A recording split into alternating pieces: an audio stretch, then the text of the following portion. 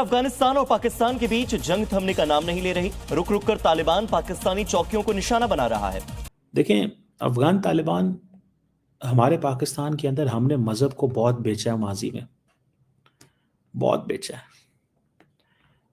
भारत पाकिस्तान के खिलाफ जहां पर टू फ्रंट वॉर खोल चुका है, वो सरकुरी के इलाके पर कब्जा करने की कोशिशें कर रहा है। वो अफगानिस्तान को इस्तेमाल करके, तालिबान को इस्तेमाल करके पाकिस्तान पर अटैक करवाता है। इस्लामाबाद में बहुत खतरनाक तरीन हमला हुआ, तो ये भारत की एक ग्रेट गेम का हिस्सा है। भाई, आपको इंडिया और अफगानिस्तान तो नजर हमें आ रहे हैं वाज़े कि ये दोनों इन्वॉल्व हैं पाकिस्तान के अंदर। क्या आपको इस बात का इल्म है कि पाकिस्तान अफगानिस्तान का जो बॉर्डर है, स्पेशली कुनर, खोस्त, ये जो इलाके जहाँ पे स्ट्रॉन्ग होल्ड है तहरीक तालिबान पाकिस्तान यानी फितना अल खवारिज का, इन इलाकों के अंदर सबसे ज़्यादा एक्टिव NGOs कौन सी हैं? एक का नाम इसरा एड है, दूसरी का नाम शेर फाउंडेशन है, दोनों इसराइली NGOs। सो यहाँ पे आपको एक थर्ड प्लेयर भी नजर आता है इन्वॉल्व होता हुआ, जिसकी हिस्ट्री है कि वो जो बैकडोर के ऊपर साजिशें और इंटेलिजेंस बेस्ड ऑपरेशन और दहशतगर्दी करवा। और अब हम मजहब का नाम नहीं लेते अफगानिस्तान के साथ डील करने में, बिकॉज जो इंटरप्रटेशन मजहब की अफगान तालिबान करते हैं वो पाकिस्तान नहीं करता, और ना ही बाय द वे बाकी मुख्तलिफ ममालिक की जो लीडरशिप है वो करती है।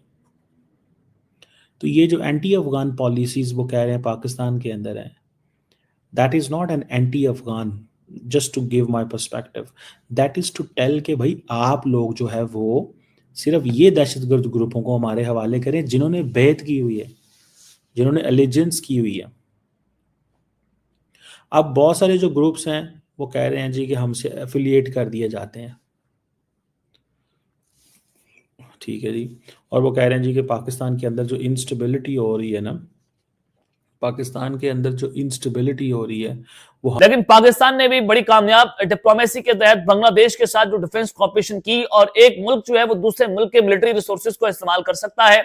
हमारी हाई प्रोफाइल जो आर्मी के ऑफिशियल्स हैं उन्होंने भी बांग्लादेश का दौरा किया, और उस दौरे ने इस खत्ते की जो पावर पॉलिटिक्स है उसका नक्शा बदल कर रख दिया, जिसके बाद भारत के अंदर सत्ताधारी वो चिकन नेक के ऊपर हो रहे हैं, और वो कह रहे हैं कि पाकिस्तान जो है बांग्लादेश के रास्ते हमारे पर हमला कर सकता है। और बांग्लादेश के बॉर्डर्स के ऊपर इन्होंने 3 नई चौकियां, अपनी डिप्लॉयमेंट्स वहां पर बढ़ा दी, अपनी फौजें वहां पर तैनात कर दी, वहां पर जाकर इनकी फौजें जंगी मशकें कर रही है। यानी कि बांग्लादेश के बॉर्डर से भी इस वक्त भारत को तबाहकुन सूरत हाल का सामना करना पड़ रहा है। हसीना वारिस जो है वो भागकर चलेगी बांग्लादेश। 5 अगस्त 2024 को इनकी गवर्नमेंट जो है इनका तख्ता उलटता है, वो वहीं पर कहीं जहां पर खबीर ठहरा था इनका, तो वहां पर जाकर इन्होंने कल एक इंटरव्यू दिया भारतीय मीडिया को, जहां पर वो पाकिस्तान के खिलाफ जहर उगलती रही, अपनी गवर्नमेंट के खिलाफ जहर उगलती रही, और कहा कि ये मौजूदा गवर्नमेंट है, ये पाकिस्तान के हाथों खेल रही है। अब इस सारी सिचुएशन में भारत जो है वो बांग्लादेश में रजीम चेंज, इसी वजह से ईरान ने 15 लाख के करीब अफगानियों को अपने मुल्क से निकाल दिया था जब ईरान के ऊपर इसराइल ने अटैक किया है, और उन्होंने कहा कि इसराइल के बिहाफ पे स्पाई करते हैं। तो 3-4 मेजर प्लेयर्स इन्वॉल्व हैं पाकिस्तान के खिलाफ। अब कंसेशंस जो अफगान तालिबान जो बात कर रहे हैं वो बिल्कुल इंतहाई इलॉजिकल हैं। वो कंसेशंस क्या हैं? उन कंसेशंस को अगर आप डिटेल में पढ़ें तो वो यही कहते हैं कि वो कंसेशंस जो उसको आप अगर एट लेंथ देखें तो वो ये है कि आप दहशतगर्दों को कुछ ना कहें। जो इकदामात आपने दहशतगर्दी के खिलाफ उठाए, चाहे वो फाटा से रिलेटेड हो, चाहे वो फेंसिंग से रिलेटेड हो, चाहे वो इनकी पनिशमेंट से रिलेटेड हो, चाहे अफगान पॉलिसी हो, वो ये कहते हैं कि आप वो दहशतगर्दी के खिलाफ जो इकदामात हैं उनसे पीछे हट जाएं। ये कंसेशन है जो कि पाकिस्तान किसी सूरत नहीं दे सकता। अब हमारे अंदर भी यहाँ पे कुछ लोग हैं जो या तो नाइव हैं या वो I have no idea what they are thinking, जो ये कहते हैं कि जी इनकी जो दहशतगर्दी है उसको जस्टिफिकेशन फराम करते हैं। पूरी दुनिया के जो इंटेलेक्ट्स हैं उनका कंसेंसस है कि जो दहशतगर्द तंजीमें हैं वो फलती फूलती और पनपती इस वजह से, अगर आप उसको जस्टिफाई कर दें उनके टेरर एक्ट्स को कि इन बेचारों पे तो ये जुल्म हुआ, इस वजह से ये गर्दनें काट रहे हैं। अब हमारे यहाँ भी एक सियासी जमात है जो कहती है तो उस वजह से क्रिएट हुए क्योंकि अमेरिका ड्रोन हमले कर रहा था। एक तो ये एक झूठ है, ये रियलिटी से दूर है बात की। ये दहशतगर्द तंजीम तो इंडिया कहता है हमने खुद क्रिएट की, डोवल कहता है कि हमने टीटीपी क्रिएट की। सो दूसरी बात ये कि जब आप जस्टिफिकेशन प्रोवाइड करते हैं तो आप उनके नैरेटिव को सपोर्ट करते हैं। सो ये सारी जो सिचुएशन है ये काफी वॉलेटाइल है। इसमें जो एनिमी स्टेट्स का सबसे बड़ा वेपन है वो नैरेटिव की कंफ्यूजन है। अफगान तालिबान भी वही कोशिश कर रहे हैं, इंडिया भी वही कोशिश कर रहा है, और अनफॉर्चुनेटली हमारे अंदर पाकिस्तान में कुछ पॉलिटिकल पार्टी है। यस, तो जब भी अगर उसको आप कंट्रोल करेंगे, आपका ये जो अपना हिलाली साहब बात कर रहे हैं, कौन आएगा पाकिस्तान में इन्वेस्ट करने के लिए? आएगा कोई? मैं तो बैठा हुआ था रेकोटेक का, जब सुप्रीम कोर्ट पे केस लगा था इफ्तिखार चौधरी के आगे और खलील रामदे के आगे, वो जनरल मैनेजर कहता है I don't think I would ever want to come and invest in Pakistan. ये तो आपके ओपिनियन होते हैं कि जब कोर्ट्स इंटरवीन कर जाते हैं and you know your businesses go down the drain.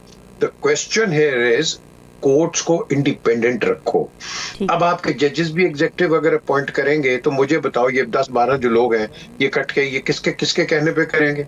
आपको क्या मिलेगा? एक परसेप्शन क्रिएट होगा। नहीं तो जजेस तो जी बिल्कुल उनके हैं, उनका बंदा है। जिस तरह मैं तो हमेशा कहता हूँ, आर्मी चीफ जो होता है वो army chief, incumbent army chief नए आर्मी चीफ को लेके आए। ये क्या कि 3 नाम तुम दे देते हो प्राइम मिनिस्टर को, प्राइम मिनिस्टर को क्या पता है उनके एसीआर्स पे क्या है, उनकी परफॉर्मेंस क्या है? सिर्फ चीफ ऑफ आर्मी स्टाफ और आज फील्ड मार्शल है, कल ये रिटायर होंगे। He knows the capability, the ability and the performance of his generals. So this is the man for the army. तो इस तरह आप करो। अब आप बाहर के ये आपके members of the assembly हैं, what do they know about the law यार? हम इनको लॉ मेकर्स कहते हैं। Do they understand the law? Do they know what the people want? हमने तो लोगों की नब्ज के लिए कानून बनाने हैं। तो जब आप इस तरह की बात करेंगे और फिर आप अपॉइंट भी करेंगे, let the judges appoint themselves. Supreme judicial council है या जो भी इनका वो है ऑर्गेनाइजेशन, वो अपॉइंट करें भाई। Why should the executive? पूरे पाकिस्तान में शोर मचा रहा है कि जी जुडिशरी अलग होनी चाहिए, एग्जीक्यूटिव अलग होना चाहिए, you know the arm forces अलग होनी चाहिए। अब आप खुद इंटरवीन कर रहे हो, अब आप अंदर आके अब आप डिक्टेट कर रहे हो, हाँ जी इसको तो ये करना चाहिए। क्यों? वाई? सुप्रीम जुडिशियल काउंसिल, आप सुप्रीम कोर्ट को हटा दिया है कि जी वो नहीं करेगा, ये सॉरी हाई कोर्ट को हटा दिया है, हाई कोर्ट नहीं करेगा, supreme court. Why? Please answer है नंबर 1। ये साकिब निसार ने भी बड़ा शोर किया था, मेरा क्लास फेलो रहा है वो। मैं आपको बताता हूं कि स्पीडी कोर्ट्स लेके आओ, स्पीडी कोर्ट्स लेके आओगे, आपको एक आम आदमी को इंसाफ मिलेगा। इंसाफ कहां आ रहे हैं रामीन इंसाफ के लिए आ रहे हैं टेलीविजन स्टेशंस पे। प्लीज हमारा प्रोग्राम करें और लोगों को बताएं, ये इदारों को बताएं कि हम किस मुसीबत में हैं। ठीक बात है। और ये जब by the time they come to Lahore और टू इस्लामाबाद और कराची, कंगले हो जाते हैं। खाने के लिए इनके पैसे नहीं होते, सारा पैसा लॉयर लेके चला जाता है। तो मुझे बताओ किस इंसाफ की बात करते हो यार? इंसाफ गरीब के लिए नहीं है यहाँ, मैं आपको बता रहा हूँ। जब तक गरीब के लिए इंसाफ नहीं आएगा ये मुल्क नहीं चल सकता। इसलिए मैं कहता हूँ अवाम की एक अंदर एक राय बहुत जरूरी है। जब तक आप अवाम को ऑन बोर्ड नहीं लेके आएंगे, उनका एक कंसेंसस। भारतीय एयर डिफेंस सिस्टम और अफगानिस्तान एयर डिफेंस सिस्टम दोनों ही देश के एयर डिफेंस सिस्टम पाकिस्तान में पहुंच चुके हैं। तालिबान और अफगानिस्तान दोनों ही देश ने इस वक्त पाकिस्तान के ऊपर भारत माता की नारा लगाकर पाकिस्तान को एकदम से हंगामा मचा दी है पाकिस्तान में। और पाकिस्तान की मीडिया और पाकिस्तान के पब्लिक इस वक्त एकदम से डर चुकी है, क्योंकि जिस तरीके से अफगानिस्तान और तालिबान पाकिस्तान में अपना जलवा बिखेर दिए हैं, पूरी दुनिया अफगानिस्तान और पाकिस्तान की इस जलवे को देखकर हैरान हो गई है। क्योंकि भारत के ऊपर जो यहाँ पे 10 नवंबर का दिल्ली में जो कुछ हुआ था, इस हमले को लेकर अफगानिस्तान और तालिबान फौजी दोनों ही गुस्से में दिखे और दोनों ही साफ साफ जान चुके थे कि यह सब कारनामा पाकिस्तान का था। तब से पाकिस्तान के ऊपर हर एक दिन तालिबान और अफगानिस्तान हर एक दिन एक नया तरीके से पाकिस्तान को ख़त्म करने का नया तरीका बना रहे हैं। अब पाकिस्तान जल्द ही ख़त्म होने की कगार पर आ जाएगा, क्योंकि यह पाकिस्तान जो हर बार किसी न किसी तरीके से भारत से उलझता है और बोलता है कि हम भारत से बड़े हैं।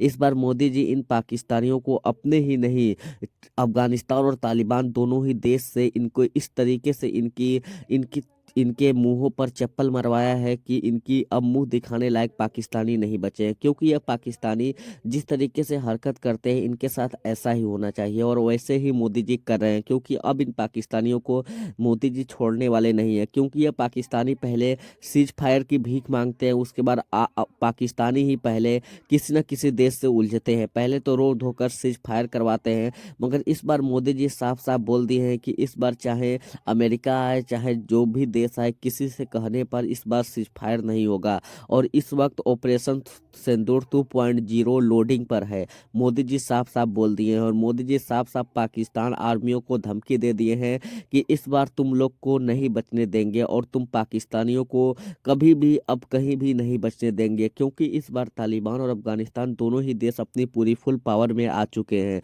और साफ साफ पाकिस्तान को बोल दिए हैं कि पहले तुम्हें पानी के लिए तड़पा तड़पा के उसके बाद तुम्हारे नक्शे को खत्म किया जाएगा।